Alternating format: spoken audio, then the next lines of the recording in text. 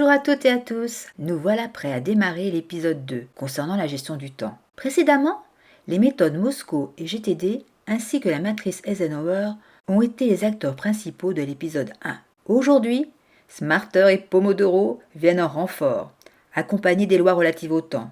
Et cela pour mieux vous défendre face aux journées dont vous avez le sentiment qu'elles passent beaucoup trop vite. La méthode Smarter est la 4e méthode de gestion de temps que je vais vous présenter.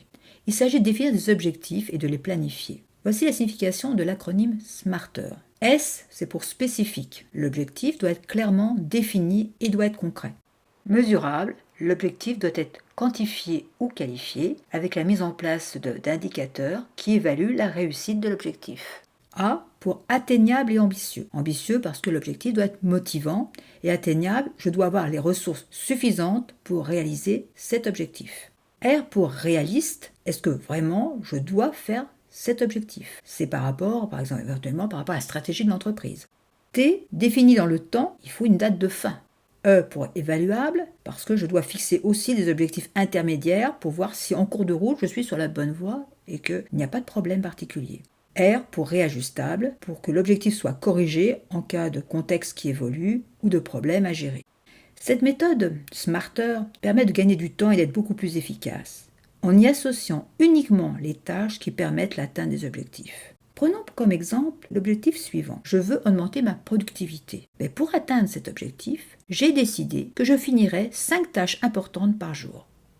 La méthode Pomodoro est la 5e méthode de gestion de temps que je vous propose. Elle fait référence au nom du minuteur en forme de tomate, Pomodoro, et elle s'appuie sur le temps de concentration moyen pour un adulte qui est de 25 minutes. Voilà comment se passe une session Pomodoro. On prépare sa journée et on choisit une tâche à réaliser. Ensuite, on chasse toutes les sources d'interruption, notifications, téléphone, mail, etc. Et on règle son timer sur 25 minutes. Et on traite sa tâche. Au bout de 25 minutes, le timer va se façonner et on va prendre une pause de 5 minutes. Au total, une session, c'est 4 fois 25 minutes, avec des pauses à chaque fois de 5 minutes. Si on veut commencer une deuxième session, il faudra faire une pause de 20 minutes avant de commencer la deuxième session de 4 fois 25 minutes. C'est une méthode extrêmement efficace pour mieux gérer son temps et mieux gérer les interruptions. Elle est utilisée en particulier par les étudiants des grandes écoles et on peut la télécharger gratuitement en tant qu'application en tapant Pomodoro.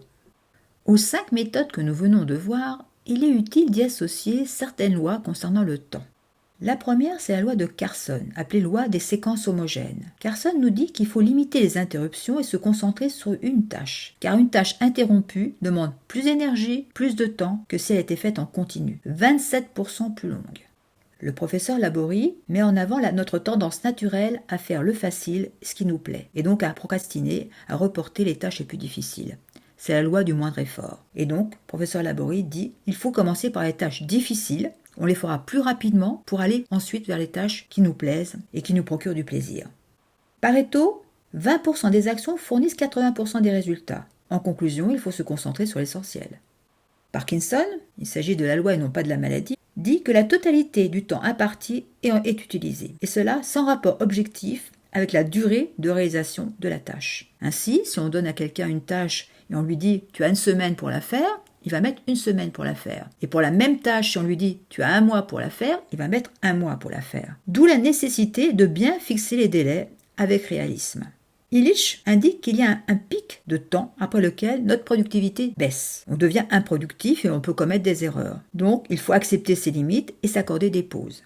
Murphy, qui est connu pour la loi des embêtements maximum, disait « tout ce qui peut mal tourner, tournera mal ». En fin de compte, ce qu'il faut en tirer de ça, c'est qu'il faut toujours prévoir le pire pour gérer au mieux son planning et s'y tenir. Pour cela, il faut bien anticiper les risques, bien évaluer la durée des tâches et prévoir des temps pour les imprévus. Prévoir le pire. 5 à 35% de son planning doit être planifié pour les imprévus.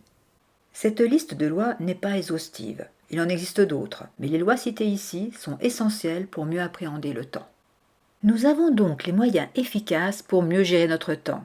À nous d'utiliser ces outils en les adaptant à nos besoins. Pensons aussi à faire des pauses pour recharger nos batteries et mieux repartir. Et il est aussi essentiel d'apprendre à gérer les interruptions qui sont des perturbateurs très néfastes à notre bien-être. Et ce sera le sujet d'un tutoriel à venir. Merci et à bientôt!